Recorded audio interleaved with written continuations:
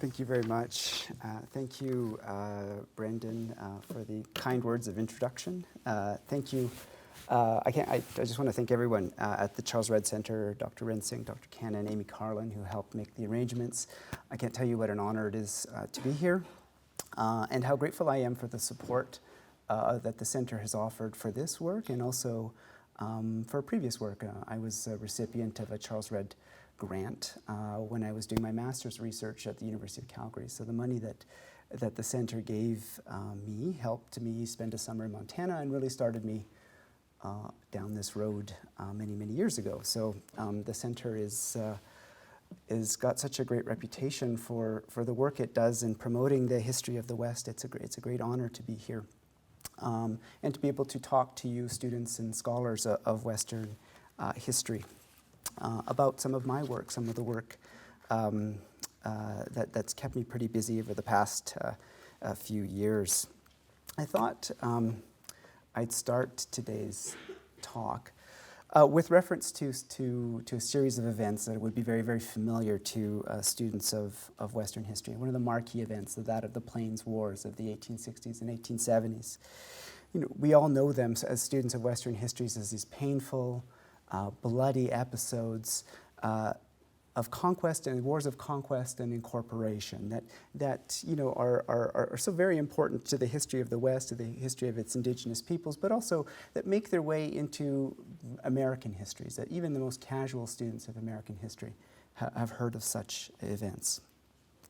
And the best histories, whether at the national scale or at the regional scale, when they're talking about these Plains Wars, do their job, the work of showing the urgency of these kinds of events. But throughout the 1870s, a series of newspapers in Montana began to publish a series of reports to their readers that reminds us of an overlooked front in these conflicts, the Plains Indian Wars of the 1860s and 70s. And that front was the 49th parallel, the border between the US and Canada west of the Great Lakes. In November, or in the early 1870s, newspapers like the Helena Weekly Herald reported in the excerpt that you can see here with some satisfaction about a successful army raid by a detachment of the US Army on a camp of Plains Métis traders. This colony of British nomads, the Montana newspaper explained, had brought with them large quantities of liquor and ammunition to barter with the Indians for robes and peltries. These sorts of interactions, the newspaper went on to claim, were part of a broader campaign by these traders to encourage Indigenous peoples in the United States to make war, in their words, to make war upon the government of the United States and its citizens. The circumstances alluded to in this newspaper article and in a bunch of others that were published around the same time in Montana were part of a disturbing series of reports that made their way from the west to the east in the early 1870s, describing a disturbed state of affairs along this stretch of the border, which now marks the border between Montana and the Canadian province of Saskatchewan. Reports such as these introduced the Métis, a group that I'll be talking about today, to U.S. officials and to the U.S. public, and underscored just how important it was to suppress these cross-border networks that these Métis traders had established if the U.S. was to secure its northern border. In this view from the north is important, and I start with it today. In order to remind us that the violence that flared up across the plains in the 1860s and 70s, the violence that is part of standard stories of Western history, wasn't contained by the political boundaries that were marked across the 49th parallel. And in the pitched battles that erupted between U.S. troops and Indigenous peoples across the northern plains during the Civil War and its aftermath, U.S. officials came to view these trading networks and the Métis traders who supplied arms, ammunition, and other goods to Indigenous peoples in the U.S. as impediments to American expansion. In fact, if we take a closer look at these trade networks, these cross-border trade networks, and the interactions between Indigenous peoples on this stretch of the northwest of the border, we can see these events as part of a larger process of marking and enforcing the 49th parallel and of dividing Indigenous homelands, processes that in fact hinged on the actions and intentions of Indigenous peoples themselves. And what I mean by that is that, in an important sense, the actions of the Métis traders and their Indigenous clients and partners were important in shaping how how American officials viewed the borderlands, the kind of vision they got of that region, their impression of the region, their information of it, and their actions prompted sharp reactions on the part of the army. On both sides of the border, Métis actions drove and shaped federal action. So in an attempt, what I'm going to do for you today is to try and recast some of these stories, first of all by situating the events that I'll be talking about within this larger set of stories about Western history, but also to invert some of the expectations in those more familiar stories where Indigenous peoples are always reacting and really are these are their homelands being divided and appropriated. But I want to suggest to you some other ways that we can look at that process. Which brings me to the subtitle of today's talk, the Researching and Writing Transnational Histories of Plains Indigenous Peoples. And so it's worth pausing, I think, before I get into the substance of the talk, to think about what the stakes are of this kind of work, because you may have encountered this in your class, and the more you read Western histories these days, the more you're likely to encounter people who are peddling stories that are transnational and selling the virtues of such stories. And those of us who are engaged in this kind of work see it at its most basic as an effort to write a kind of connective histories across boundaries. That in telling stories that follow subjects, mobile subjects, as most Plains Indigenous peoples were, historians who want to investigate their stories have to be mobile as well. So you have to follow your subjects. And in this case, for the groups that I'll be talking about, that means crossing the border between Canada and the United States repeatedly, following the lifelong journeys of these mobile peoples. And in so doing, using those journeys to write a kind of connective history that spans national boundaries. Perhaps more importantly, those stories those connective stories should actually help us rethink some of the other more familiar narratives that we encounter. The more familiar stories, whether it's in Canada or the United States, in the regional histories of the North American West. Because most of these, for a long time, most of these stories have typically viewed these events from the perspective of their own sort of national frameworks, and have interpreted events in the Indigenous histories of the Plains in ways that are meant to shine an interesting light on stories that are of importance, say, to American historians or Canadian historians. Right? We see the effects, for example, in Canada. Even the most casual student of Canadian history will encounter the history of the Métis, people I'll introduce to you in just a second. Because in 1869, a group of Métis nationalists under the leadership of Louis Riel led an armed resistance that stopped Canada's acquisition of its West and forced the Canadian government to negotiate with the Métis to recognize their Métis Aboriginal title. It's the kind of story that makes its way into every Canadian history book. But in that context, Métis history emerges only at those moments when it matters to Canadian history writ large. Once 1870 is resolved, then historians look elsewhere and they tell other stories, partly by necessity. So that recognition and that connection, that close connection to these national stories, means that the histories of the Métis are often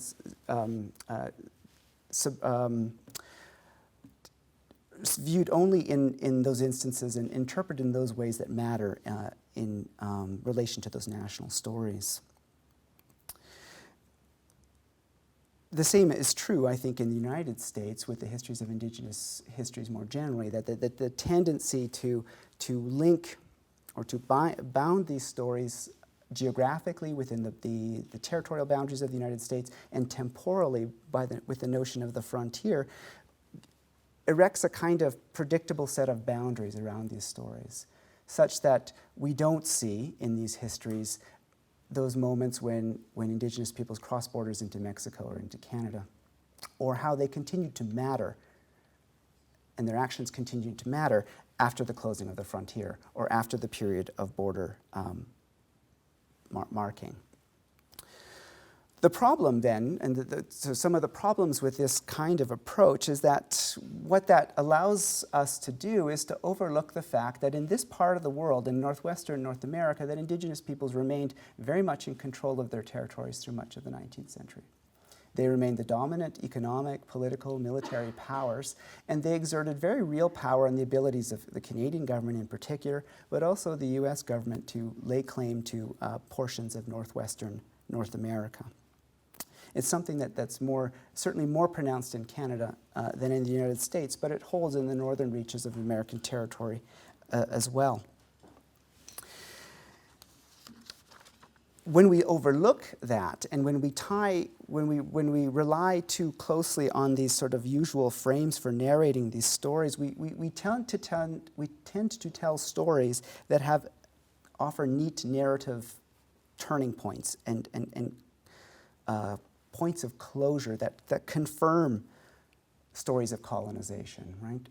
And that consign Indigenous histories to reactive roles as internal subjects within new nation states, right? That's one of the cumulative effects of these kinds of narrative techniques, right? By declaring the story over with the closing of the frontier or with the end of border marking, historians have helped sever Indigenous pasts from Indigenous presents. And so by restoring a measure of contingency to these history, scholars, I think, are trying to chip away at the sense of inevitability that so often inflects many of these stories of Western expansion, whether in Canada or the United States, and to continue to see Indigenous peoples as actors in the national era. So let me tell you a little bit, I'll give you some background on the time and place that I'm talking about, beginning with the Métis. So as a testament in some ways to the success of those nation-making projects of the 19th century and the efforts to sort of partition the plains, that the Métis in the United States require introduction, even though their homelands it included much of North Dakota, Montana, and parts of the northern plains. The Métis, for those of you who have not encountered them, are a post-contact Indigenous people. That is to say, a people whose patterns of ethnogenesis, of emergence as a new people, emerged in about the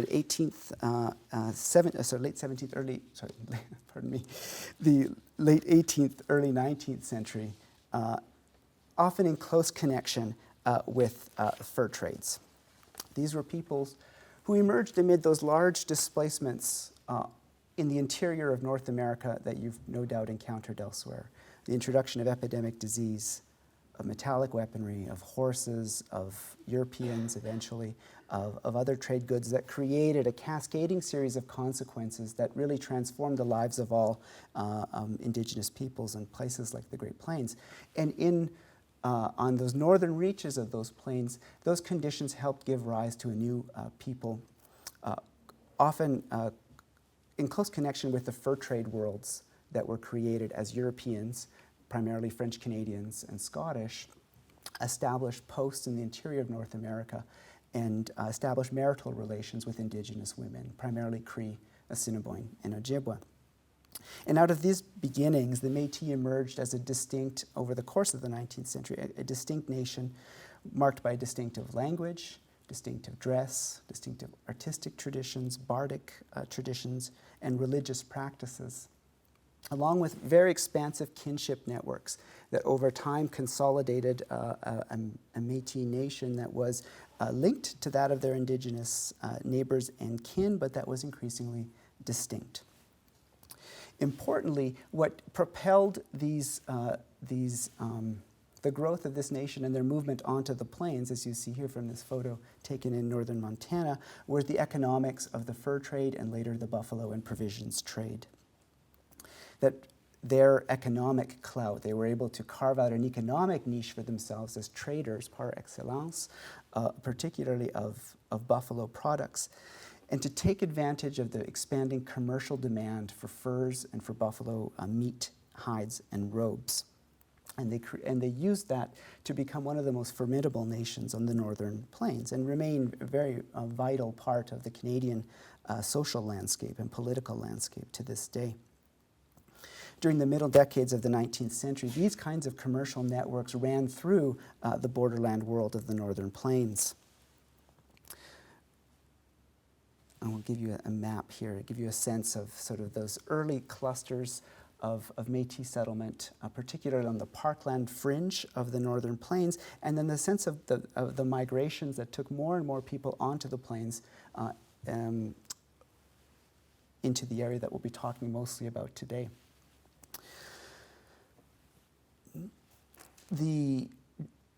Those trade networks that I opened with today grew out of the dynamics of this mobile hunting and trading society tied to the buffalo.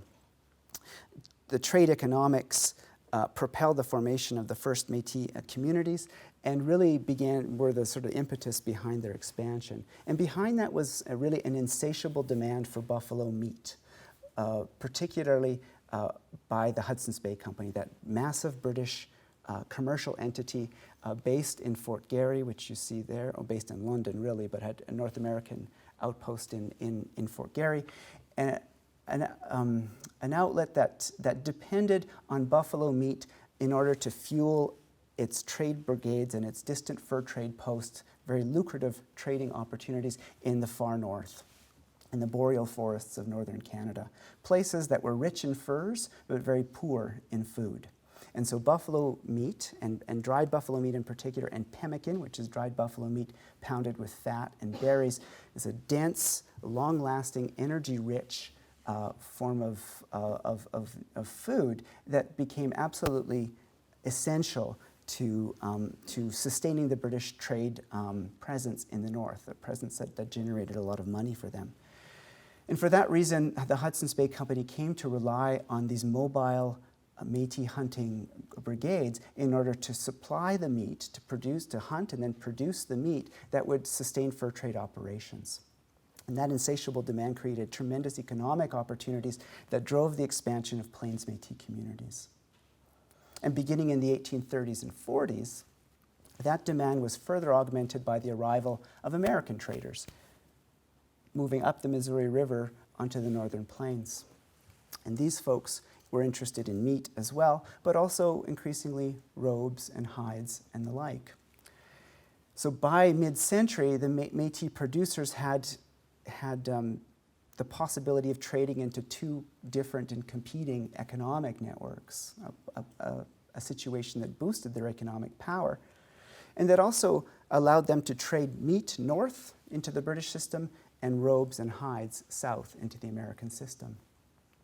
So from their inception, these Métis networks were transnational, and they were wound quite closely around the 49th parallel. It's in the context of these buffalo hunting communities, and some of you may have had the chance to read that short article by Maria Campbell in which she describes the buffalo hunt and its importance as an incubator of Plains Métis culture and society. You see here from this illustration from Harper's, the women are in the role that they took on in camps in terms of sustaining these communities. The women in these camps in these communities were essential in terms of stitching together through marital relations and through the kinds of family connections, these vast mobile communities that covered, as you can tell from the map, large stretches of the plains. And it was really important when these groups were venturing onto the plains that they did so they moved it through territories that at times could be hostile or could be, these are lands claimed by other Indigenous peoples. And so the fact that the Métis could trace ancestry, or they had kin connections into many different Indigenous communities on the West, made this kind of mobile community possible. Now, these were multicultural brigades in which people had Cree relatives or Ojibwe relatives or Assiniboine relatives. They spoke multiple languages. They had the cultural expertise that came with that, and they had the political wherewithal to negotiate passage through these different territories. These were vital to sustaining life on the plains. By the 1870s, the focal point for these communities was on the region that you see here on this map, a place that I'll call the Northwestern Borderlands, a place that by the 1870s was home to some of the largest remaining buffalo herds on the northern plains. By the 1870s, the herds in the north had contracted so much that it was very difficult for Indigenous peoples in Canada to continue to hunt buffalo without moving south. So by the 1870s, a cluster of dots that you see there were Metis settlements. But you can imagine that those migrations were accompanied by the southward migrations of many other Indigenous peoples as well, all in pursuit of buffalo. And I should add, in pursuit of the lucrative trade opportunities that existed there because of the traders who, of course, followed the hunters. What you also see from this map here, particularly on the southern side, or just south of the border, are a series of other lines that testified to the growing American federal presence in this part of the world in the 1870s. You see in the dark shaded region there, land that has been set aside as an Indian reservation that in the early 1870s spanned the entire northern reaches of Montana, and as well as some of the roads and other kinds of infrastructure that were created quickly in the aftermath of the mineral rushes that brought so many outsiders to Montana in the 1860s. What this map also suggests is that the border also marked a fundamentally different position north of the border, that there was a fundamental asymmetry that existed here.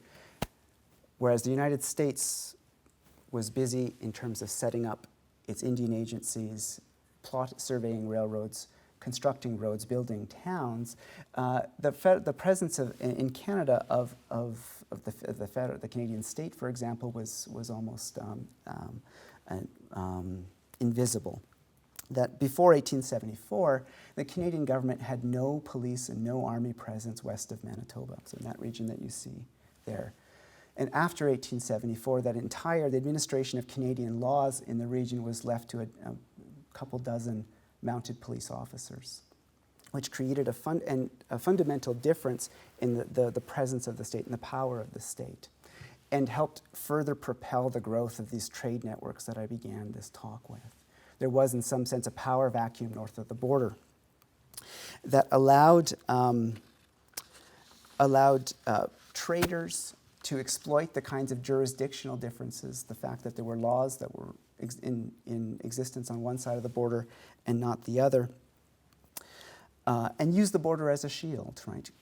Traders who could provision themselves in Canada, buying arms, ammunition, alcohol, and the like, cross the border and trade on the Indian reservation where that trade was illegal, and then quickly cross the border again if they were in danger of being pursued. That kind of asymmetry was fundamental to really the history of this region. You see how in that region that we're talking about, really the landscape was rugged, difficult to traverse, which actually added extra incentive in some ways for people looking to escape the law. For example, that kind of asymmetry was really a long-standing part of the history of this region and gave rise to a particular set of dynamics, one that became into view with each sort of successive conflict between different Plains peoples and American authorities. In the 1860s, for example, when Dakota bands fled Minnesota in the aftermath of the Minnesota Uprising of 1862, military commanders who took to the plains in order to capture those Dakotas repeatedly wrote to their superiors in the army suggesting that Métis traders were not only supplying the Dakotas with the arms that they needed to resist the American army, but that they were also feeding them the information in order that the Dakotas could stay one step ahead of the army. And that gave rise to what you see here, the notice that was printed in a newspaper in Fort Garry, present-day Winnipeg, from carrying President Lincoln's name, trying to warn off hunters, saying that if you were found, or traders I should say, if you were found south of the border engaging in this kind of traffic, you would be tried by court-martial and punished duly. It was, and these kinds of references recur throughout the archival documents of this time period, suggesting that Métis traders were traveling as far down as the Platte River on the Central Plains and feeding arms and ammunition to the Cheyenne. And when the Lakotas, Cheyenne, and Arapaho struck at surveyors sent to plot the route of the Northern Pacific Railroad in 1872 and 73, officials again pointed to Métis borderland traders as the likely source of the arms and the ammunition. And those accusations only intensified after 1876 with the defeat of the U.S. Army at the Little Bighorn and with the flight of thousands of Lakotas north of the border into Canada, where they remained. In the years between 1876 and 1881, the focus on this border reached its most intense and in fact gave rise to repeated and growing military campaigns launched by the U.S. Army in order to forcibly expel Métis and other groups they identified as foreign Indians who crossed the border into the U.S. to hunt the last remaining buffalo on the plains. You see this slide from Fort Assiniboine in Montana. Fort Assiniboine, one of the last army posts to be constructed on the northern plains, is now in Montana. And you know, there is beginning in 1870, the U.S. Army constructed a string of posts all the way just south of the border, really in parallel with that, in part to deal with these challenges of northerners crossing the border, both to hunt and to trade. Throughout this period, then, the intelligence that reached American officials raised the disturbing possibility that the illegal trade in arms and ammunition by the Métis strengthened the hand of those Plains nations who were most determined to resist American expansion. And that's in part what explains the intense focus on this region. This shared wariness about the Métis presence put the spotlight on this region and more precisely on the kinds of arrangements that underpinned it, the day-to-day interactions between the Métis and their neighbors. And these concerns drove federal policies and actions, though often in unexpected ways. The day-to-day interactions between Métis and their traders and their clients were really put under the microscope, as were the kinds of understandings that allowed the Métis to sort of exist in this really volatile environment. And it's actually including the relationships that allowed the Métis to cultivate those very important relationships with Dakotas and Lakotas. It's not insignificant. For the 1830s and 1840s and 1850s, Métis and Dakotas clashed repeatedly over and over again as Métis buffalo hunters went south and hunted buffalo in Dakota territories. And that led to repeated clashes and repeated sort of efforts to stitch together truces, according to Dakota custom, that had to be renewed every year, that proved very fragile and often devolved into bloodshed. But the outbreak of war in the 1860s between the Dakotas and the United States recalibrated those relations and meant that the Dakotas and the Métis were able to patch up those relations. Dakotas understood that those Métis traders were their only conduit for guns and ammunition, the very things that they needed to continue to hunt and also to defend themselves. These inter-Indigenous political understandings that were negotiated on the ground, face-to-face in these borderland communities, became very vital to distant officials in the 1870s. Right? People in Washington cared very deeply about these very micro events hatched on this distant frontier, because understanding them and disrupting them became so vital to these larger national projects of establishing the border and consolidating American claims to the region. In light of the ongoing conflicts between the United States and the Dakotas and the Lakotas, the political prerogatives of Indigenous actors mattered deeply. That these kinds of understandings that they reached, the actions that they took, were very important, and important in determining how policymakers then calibrated their actions. While states constructed political borders over top of Indigenous territories, Indigenous leaders continued to negotiate their own boundaries with one another and their relations with new nation states. And surprisingly, during this time period, in many ways, that federal efforts to consolidate their borders actually depended on these Indigenous political actions. I'm going to skip ahead a little bit. We can see that a little bit when we look at in Canada, the actions of the Northwest Boundary Commission, which you see some of the photographs that I've been using were taken during the 1870s, and the joint commission struck by Great Britain, Canada, and the United States to survey the length of the 49th parallel to the Rocky Mountains. It was a moment when the survey hit the ground at a moment, in the midst of these sort of very volatile political events. And in order to navigate those political events, British officials turned to the Métis, and in fact hired Métis as emissaries who went in advance of the surveyors in order to seek the consent of different Indigenous nations to pass through their territories, and to brief them about the Canadian government's plans to send police in the following years. The guides that were contracted to take the surveyors west, the roads that they traveled, all of those things were in fact Métis. Métis guides. They followed pathways that had been blazed by Métis traders and hunters in previous years. And the information they received along the way was often obtained from these same people, that the Métis were the ones, because of their facility in French and English, were often the ones who were the intermediaries and who fed the information that allowed distant federal officials to actually see and understand this place.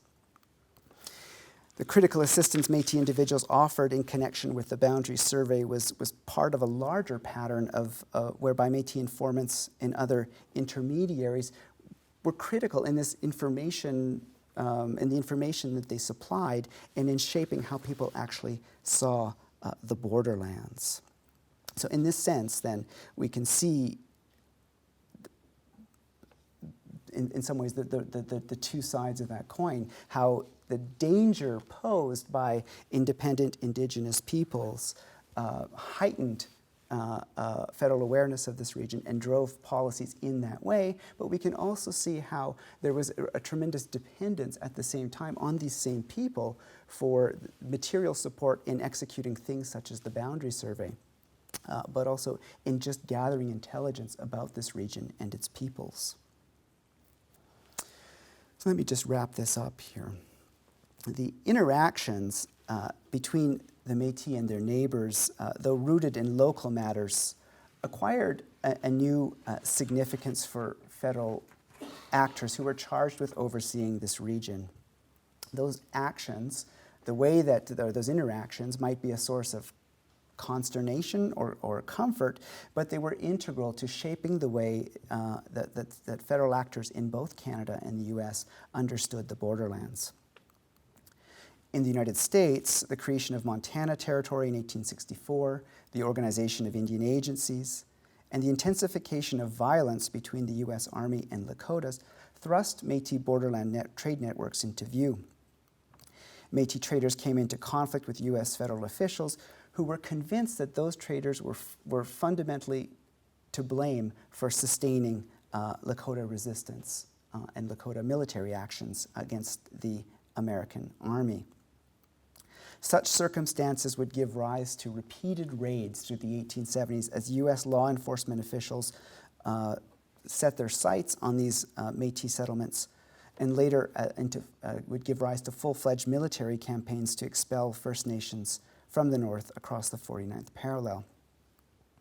These actions remind us how these distant settlements on these very remote fringes of the United States were very closely linked to the central imperatives of U.S. expansion. Right? That part of the concern was that problems here would disrupt things like the railroad survey, would disrupt long-term settlement plans, and the resettlement of the North American West. The weakness of Canadian claims actually meant that these concerns were even more heightened in Canada. The potential for unrest along the border threatened Canada's very hold on its western territories and further magnified the significance of Indigenous political actions. The absence of effective measures to suppress the illicit trade across the border, to diffuse military threats, or even to assess them independently. The fact that the Canadian government could not do this on its own put the spotlight on the exchanges and other arrangements, highlighting their very dependence on the people they were supposed to monitor. At the same time, Métis actions invested the border with meaning. The more obvious federal presence in the 1870s and the heightened attention to the international border began to exert pressure on these same communities. Plains Métis communities that were the targets of these military operations well understood that violence was essential to the creation and enforcement of the northern boundary of the United States. The violence that exploded across the plains in the 1860s and 1870s was not contained by the political boundaries like the 49th parallel. Indeed, the conflict unleashed by the clashes between the U.S. Army and Indigenous peoples was pivotal in making that boundary real. Thank you.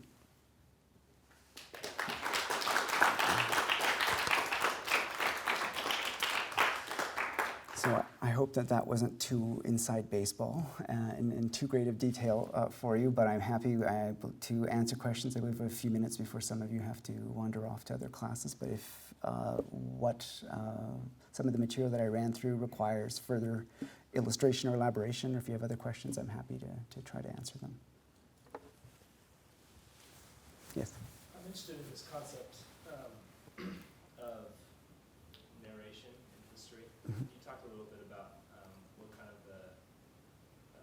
happens when we use openings and closings of time periods and of Indigenous peoples. Mm-hmm. Could you maybe just explain that a little bit more? Sure. What your method of approach was in studying that? Yeah, well, I think that's a great question. I think that one of the principal advantages of doing the kind of work where you bring different sort of national historiographies into dialogue with one another, history has always been sort of very closely tied to the nation, and national histories have sort of been the normative frame, the way that we think about the past. And often we come to take those things for granted, and we do that because we keep encountering particular historical stories in school and as we progress, and things become very familiar. And one of the things that we start to internalize are the kinds of the timelines and turning points on those timelines. And what was interesting for me, for example, as someone who went to school in Canada, raised in the Canadian education system, seeing dates that were of really central importance in Canadian history, like 1869 or 1870, the year when Canada purchases the Hudson's Bay Company claims and acquires the West, the year of the Red River Resistance. So important, not just for this study, but for any story that tries to tell how Canada came into being, that those dates have absolutely no meaning south of the border, right? And same thing with for example, the Civil War, which is sort of the pivotal watershed in 19th century American history. Canadian historians, that emerges only tangentially insofar as it helps explain why the colonies of British North America chose to join into a larger confederation in 1867. So what that meant in Western places, for example, it's not even on the radar, even though if you look at the sources, you can see that in the newspapers of the time, in correspondence, that people are remarking on events in Civil War battlefields, they're remarking on events in Minnesota, all these sorts of things, that these connections existed, but they're sacrificed often in the stories that people have later told about them, right? That in order to fit the stories we tell into the containers that make sense to our audience, the presses, our readers, our students, we often sort of have to leave aside those things that seem tangential, right? And we fall into those well-established narrative patterns that have the same kinds of markers, right? And we begin to take them for granted. So I think that the advantage of projects that force you to engage with different historians and different histories who don't use the same assumptions as you is really healthy, because you say, well, was that really a turning point? Are there other turning points? Or how are these events that are so pivotal here and described in such great detail here, how are they affected, or how are they felt on this side of the border? Mm-hmm. Do you feel like the people, your colleagues that you work with, are they willing to open up and read your material even though it doesn't fit certain narratives? Yeah. Or is there a closed-off section of historians that say, stick with our narrative? No, I think that people are open. I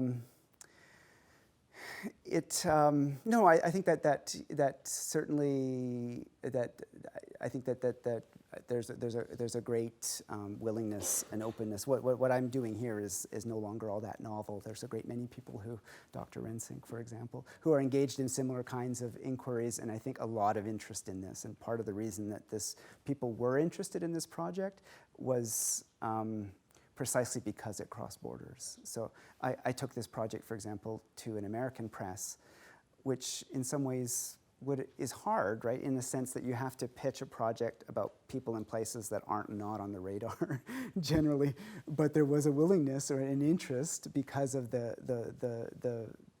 treatment of a topic, the treatment of the topic which sort of crosses borders. And so, yeah, I'd say people are willing. The big test is how that, or whether that starts to change, say, textbook surveys or classroom surveys, right? And I see that as a teacher, that sometimes it's hard sometimes to know where to fit in some of these transnational stories into standard national survey classes, for example, like Intro to American History. Other questions? Hi, Brian. So, yes. prior to the Boundary Commission doing its work, how do people know where the border was? There's that border marker. Yeah, exactly. I'm glad you mentioned that. So this is the only place that the border had really been surveyed. It had been surveyed at a couple points at Pembina, which is in the Red River Valley, so where the Red River crosses the 49th parallel, and now North Dakota and Manitoba. And there's a series of surveyors. In fact, there were rival fur trading posts.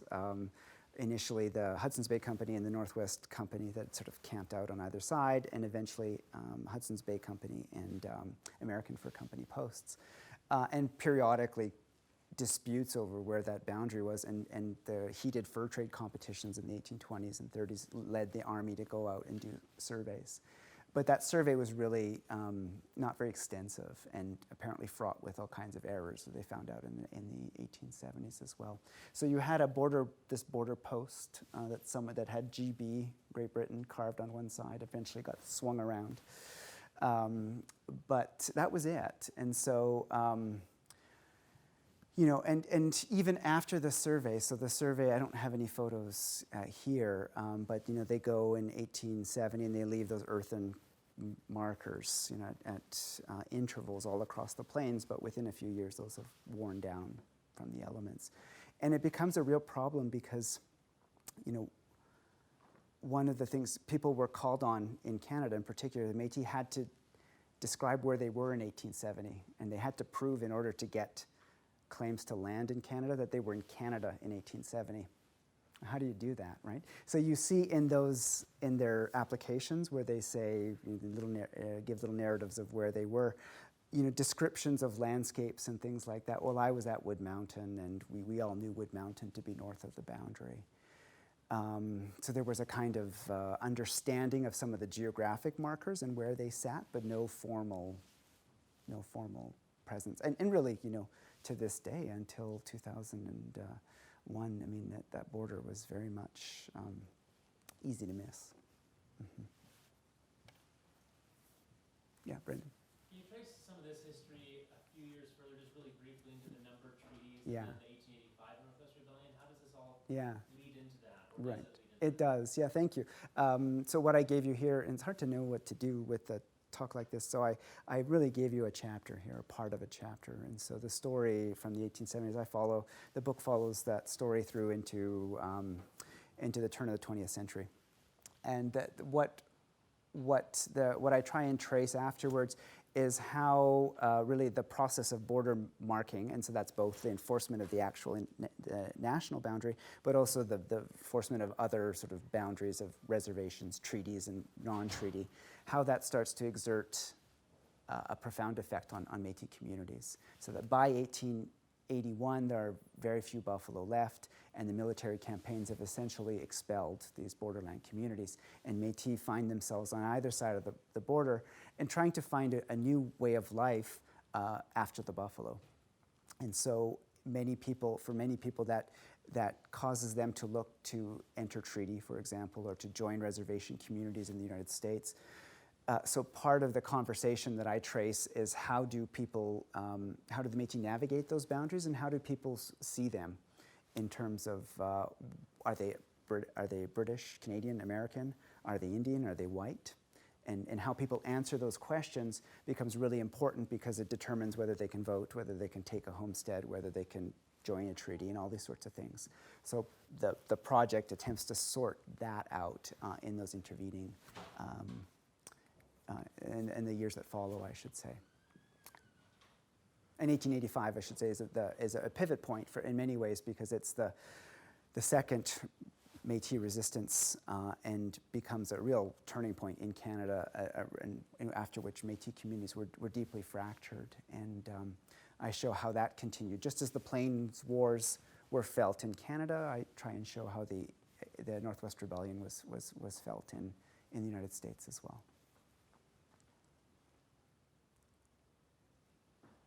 Yes? Would you say that the Métis settled more north of the border in Canada as compared Yeah. to America? Yeah, absolutely. Yeah, so that there are good reasons why these histories aren't as familiar, south of the border as in Canada, in part because the communities in Canada were much, much larger, remain much larger. They have a different legal status. They have a different history, a much more prominent history. And in the United States, although the first map I showed you with the arrows doesn't do it justice, some of these communities were always south of the 49th parallel, but there were never as many as there were to the north. So that's a really important reason for that imbalance.